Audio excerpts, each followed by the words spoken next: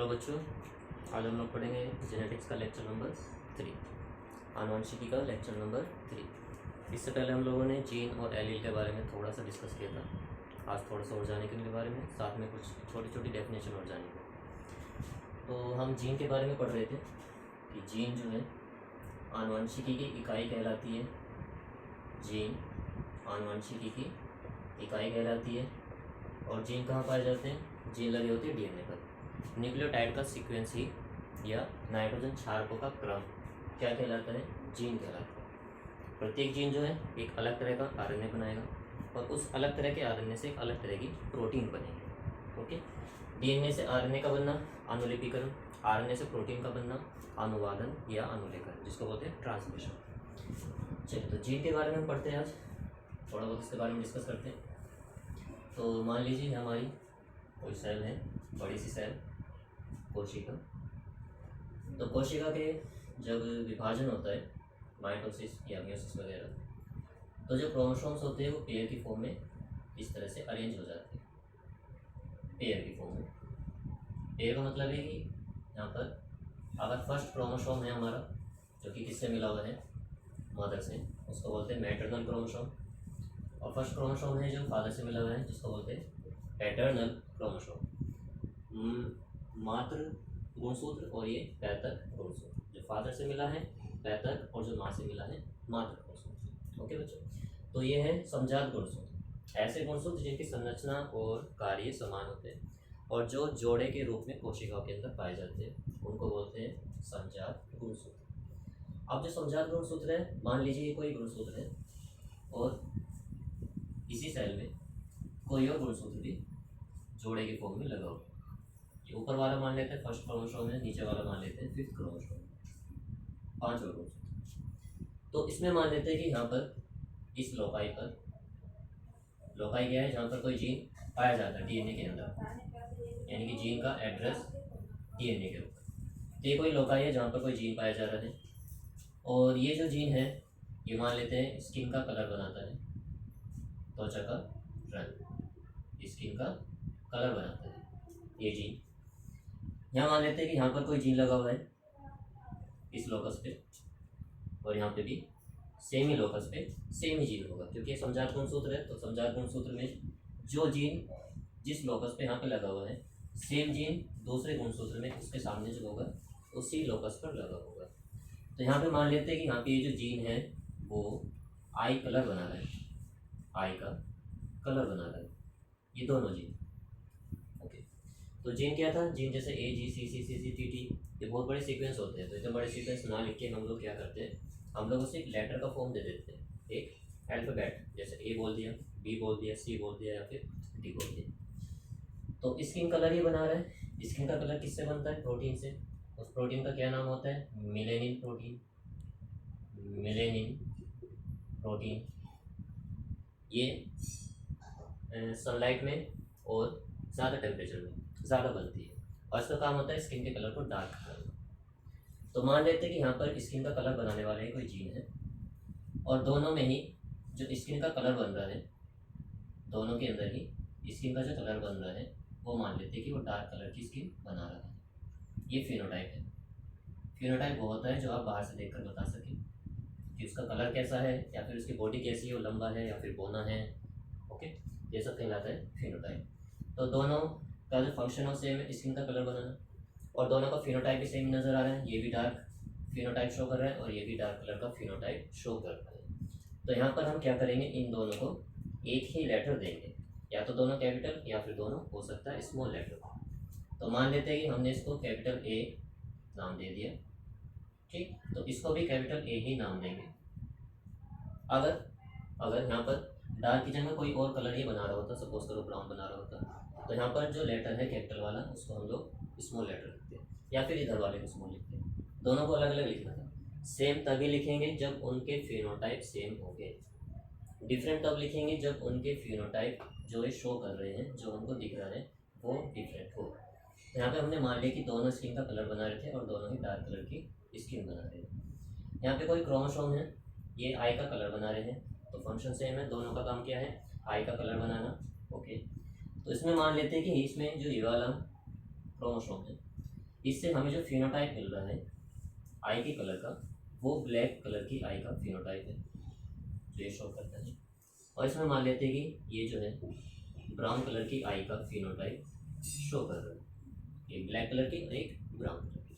Gene same है, दोनों का काम सेम है, आई का कलर बनाना जैसे ऊपर था सेम, स्किन का कलर बनाना। यहाँ पर फिनोटाइप सेम था तो हमने इनको एलील भी सेम ही दी, ये भी कैपिटल ए होगा, ये भी कैपिटल ए होगा। या फिर अगर इसको स्मॉल ए मानना है तो ये भी स्मॉल ए होना चाहिए, ये भी स्मॉल ए होना चाहिए।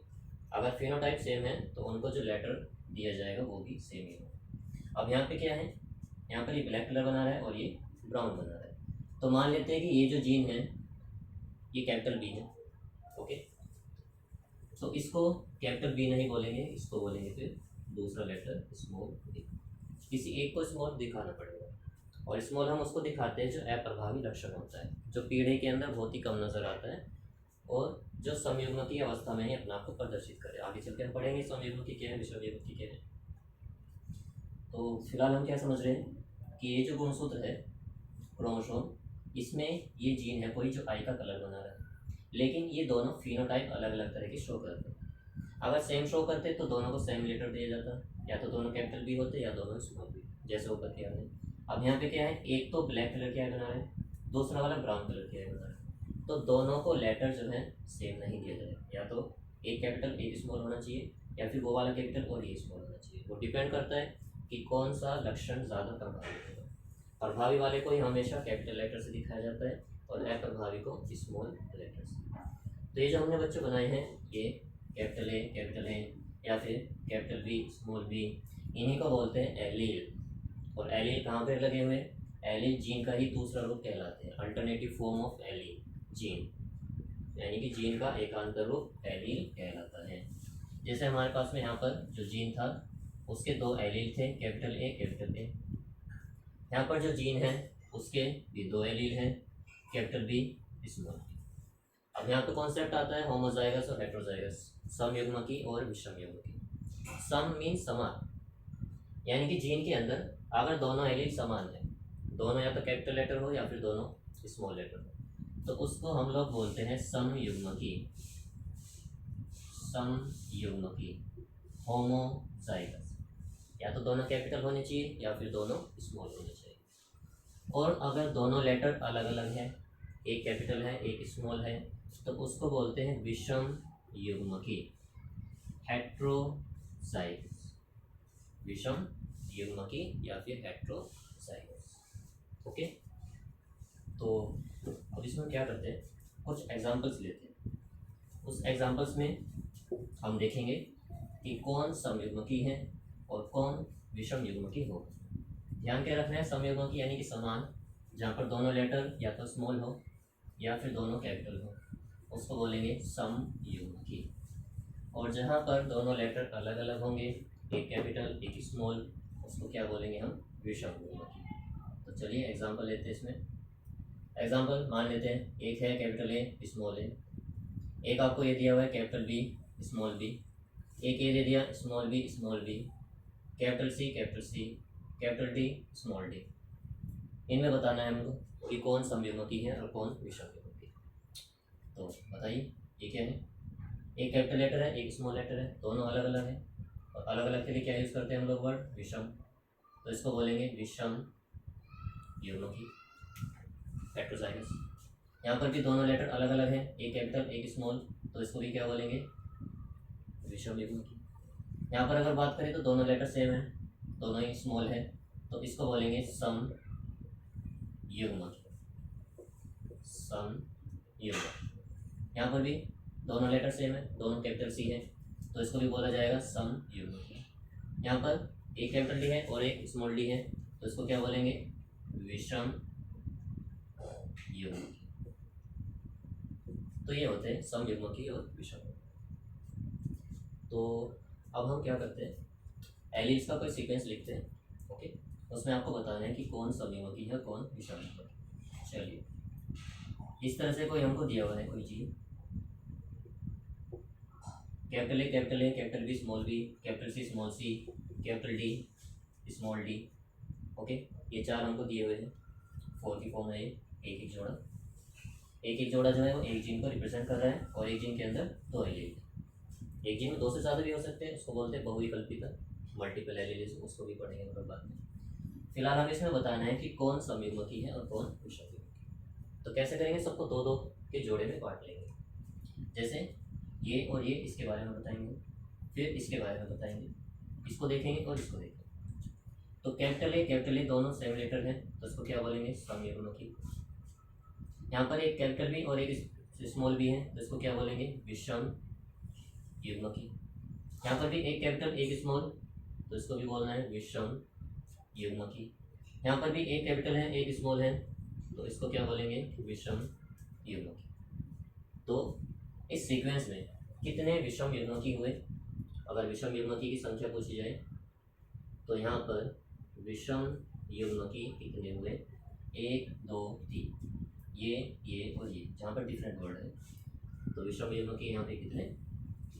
तो इस तरह से हम देखकर किसी सीक्वेंस को बता सकते हैं कि कौन उसमें समयुग्मकी होगा और कौन उसमें विषम युग्मकी होगा। ईजी है पहचानना, बस उसको दो दो के आप पेयर में डिवाइड कर लो। दो दो के पेयर में देखो कि उसमें दोनों लेटर सेम है या फिर दोनों लेटर डिफरेंट है। अगर दोनों लेटर या तो कैपिटल या स्मॉल है, सेम है, तो समयुग्मकी। अगर दोनों लेटर अलग अलग है, एक कैपिटल एक स्मॉल, तो उसको बोलेंगे हम लोग विषम युग्मकी। ओके, चलिए डेफिनेशन देखते हैं इसकी। समयुग्मकी और विषम युग्मकी की डेफिनेशन क्या है। तो पहले लिखते हैं समयुग्मकी, होमोजाइगस, यदि युग्म के पेयर के यानी कि युग्म के दोनों एलील समान है, दोनों एलील समान है, तो उसको क्या बोलते हैं, समयुग्मकी। एग्जाम्पल कैपिटल टी दोनों सेम है, स्मॉल टी या स्मॉल ए, ये एग्जाम्पल ले सकते हैं इसके। फिर देखते हैं विषम युग्मकी क्या डेफिनेशन होगी इसकी। डेफिनेशन अपनी तरफ से भी बना सकते हैं, जरूरी नहीं कि बुक इस लैंग्वेज को ही रट्टा मारा जाए। विषम युग्मकी, यहाँ पे क्या था, युग्म के दोनों एलील समान थे। यहाँ पे क्या होगा, युग्म के दोनों एलील अलग अलग होंगे, युग्म के दोनों एलील असमान होंगे, यानी एक कैपिटल लेटर और एक स्मॉल लेटर, तो उसको क्या बोलेंगे, विषम युग्मकी। Example capital T small T, capital A small A, capital R small R, etcetera.